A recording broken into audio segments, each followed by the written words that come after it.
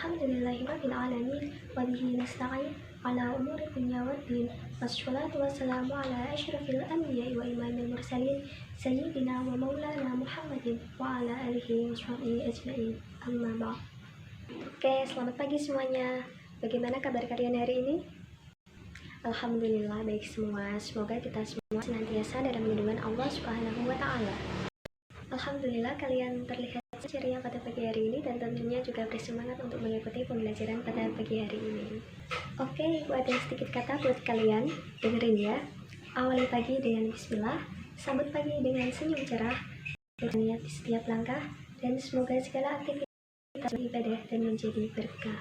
Amin. Baiklah, Ibu akan absen kalian terlebih dahulu pada mata pelajaran SKI pagi hari ini. Siapa yang hari ini tidak hadir? Alhamdulillah, nihil ya.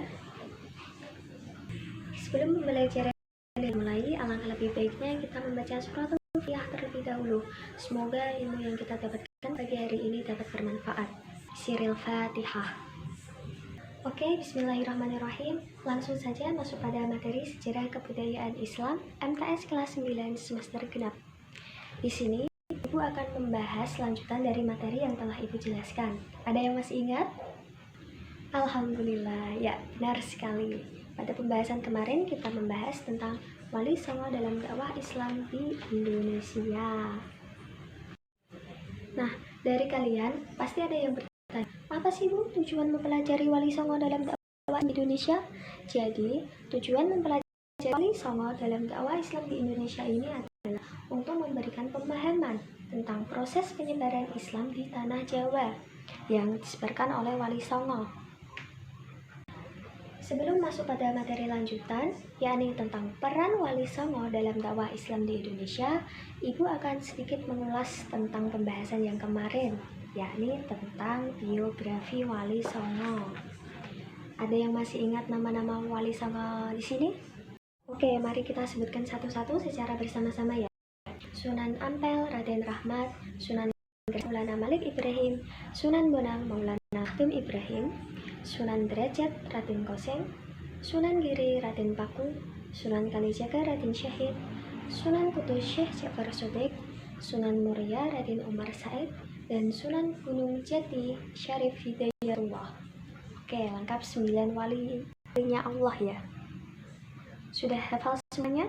Ya, alhamdulillah, masya Allah sudah hafal semuanya ya. Selanjutnya masuk pada materi yang kedua, yakni tentang peran Wali Songo dalam dakwah Islam di Indonesia. Nah, peran Wali Songo dalam dakwah Islam di Indonesia yang pertama yakni pendidikan dan pengembangan keilmuan. Peran Wali Songo dalam dakwah Islam di Indonesia dalam bidang pendidikan dan pengembangan keilmuan, di sini ada yang pertama yakni Maulana Malik Ibrahim atau Sunan, ya benar, Sunan Gresik.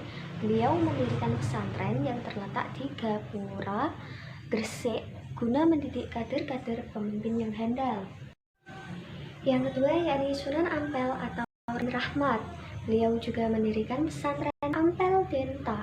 Di antara murid-murid dari Raden Rahmat yakni Raden Paku, Raden Fatah, Syarifuddin, Maulana Maktum Ibrahim, dan lain sebagainya.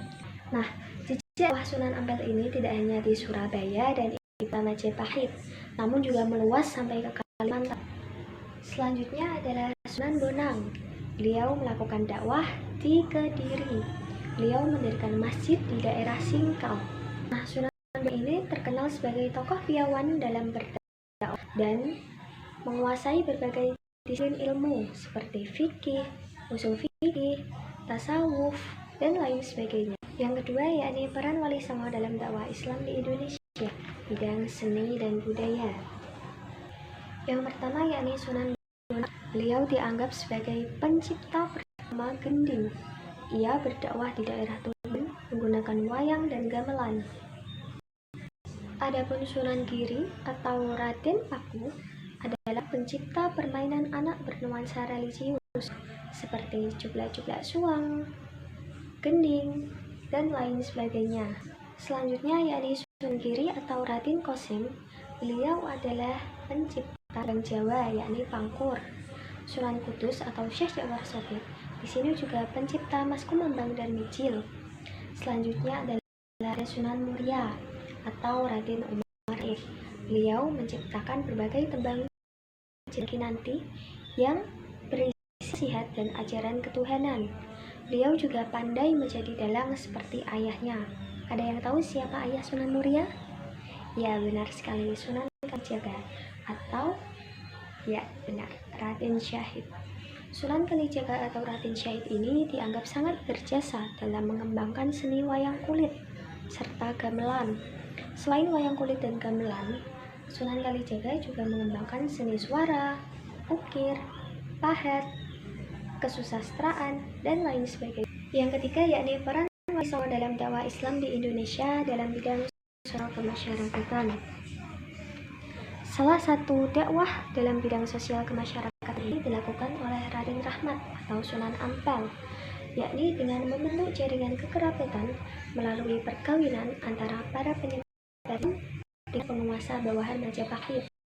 Hal ini juga dilakukan oleh Raden Rahmat yang menikahi Putri Arya. Siapakah Putri Arya Teja itu? Ada yang tahu? Jadi Putri Arya Teja itu adalah putri dari Bupati Tuban.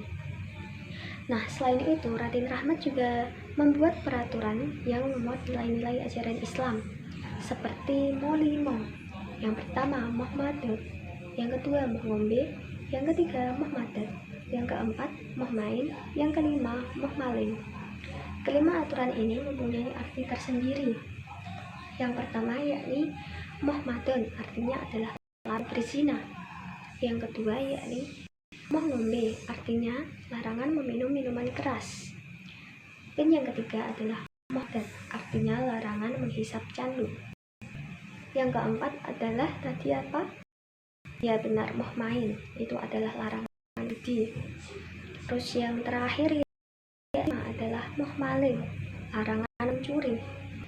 Yang kedua yakni dakwah yang dilakukan oleh Sunan Derajat atau Raden Qasim ini adalah sosok yang memiliki kepedulian yang sangat tinggi.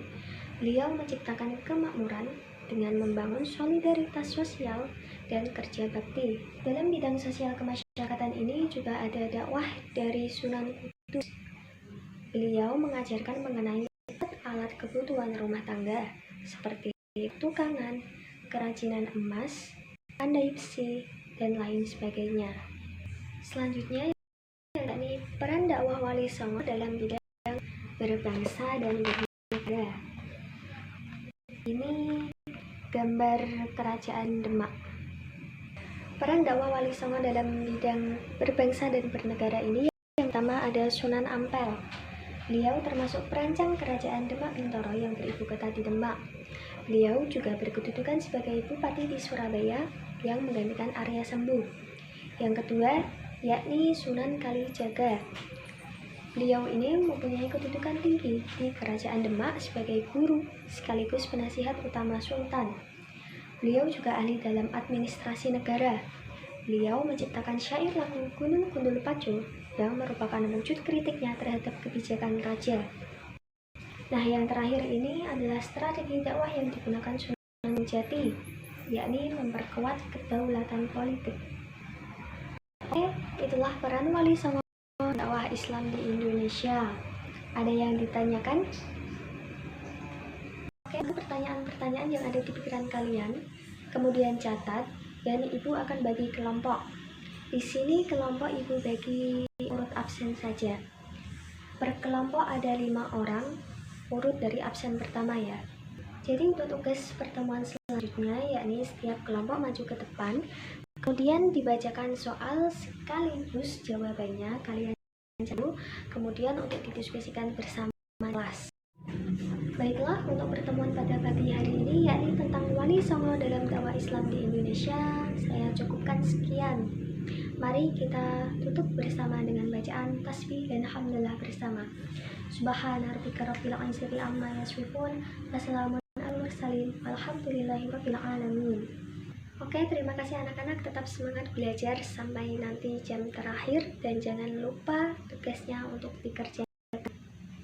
Baiklah, kurang lebihnya saya mohon maaf. Wassalamualaikum warahmatullahi wabarakatuh.